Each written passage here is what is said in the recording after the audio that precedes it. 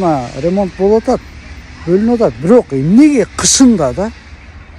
Эмнеге Мукаш Абдыраев мектептин именно балдар жата турган жатаканасы кышында ремонт болуш керек? Я кыч ашып. Бу кандай? Мен азыр кирип сураган күнү деле мага эмне ишиң бар деп коет да. Мына бүгүн 2024 жыл 25 ноябрь. Мынакей 5 күндөн кийин декабрь болот. Былтыр биз ушу февраль айында Мукаш Абдыраев мектебинен ремонт кылабыз деп балдарды бүт чыгарып ташып окутканбыз. Мына быйыл декабрь болуп атат мынакей. Ремонт бүтпөй, экинчи ремонттун монтип баштап, утуру бүтүп кайра жаңылап, кайра баштап, кайра жаңылап, ушинтип бүт ата-энелерди ушинтип кыйнап атат. Мынакей ушундай тендердин пайдасы ушу мынакей. Тендерден уттук, тендерден үнтебиз деген компаниялар бүт ушундай кылып ата-энелердин, окуучулардын укуктарын тебелеп атат. Мына салган миллиондерин кайра чыгарып, үстүнөн кайра ремонт берип атат дагы. Мына батарейканы мурдагысы аябай жакы сырдалган эле, краскаланган эле. Азыр онундай дуалды эмете турган менен эле актап коюптур. Мынакей. Ушундай ремонт жүрүп атат. Мына аябай ата-энелер кыйналдык. Балдарды окутабыз деп. Мынакей жатакананын акыбалы ушундай. Жылуулук жок деп жүрдүк, эми жылуулук келсе ушундай калганы.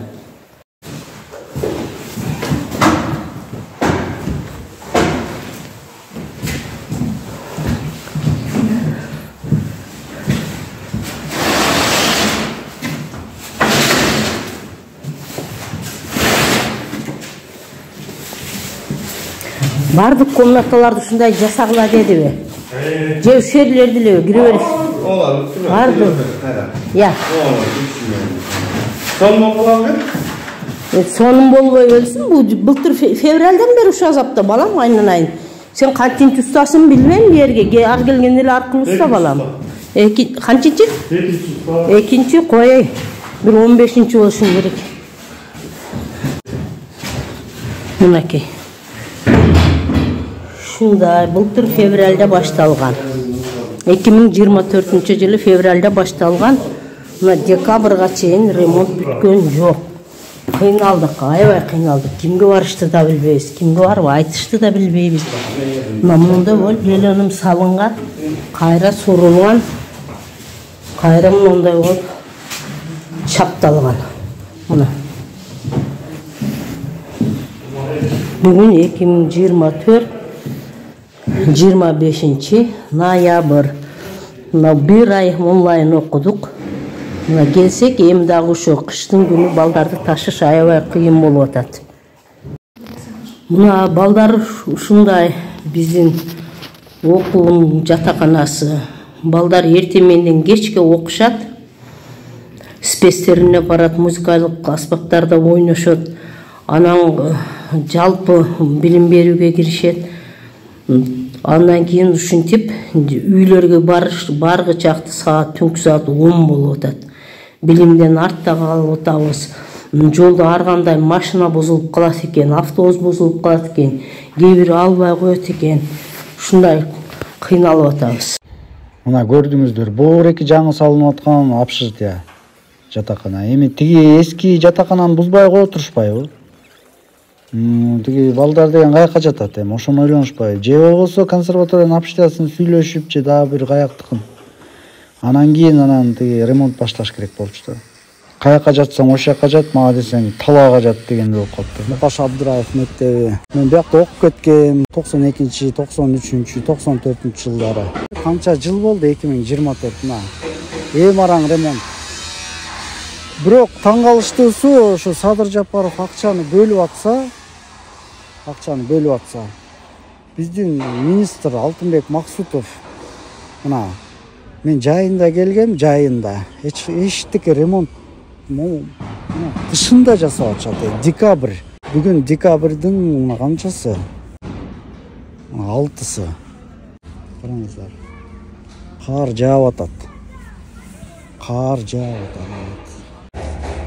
Бул жерде Разия Сырдыбаева деген эже директор болуп келген.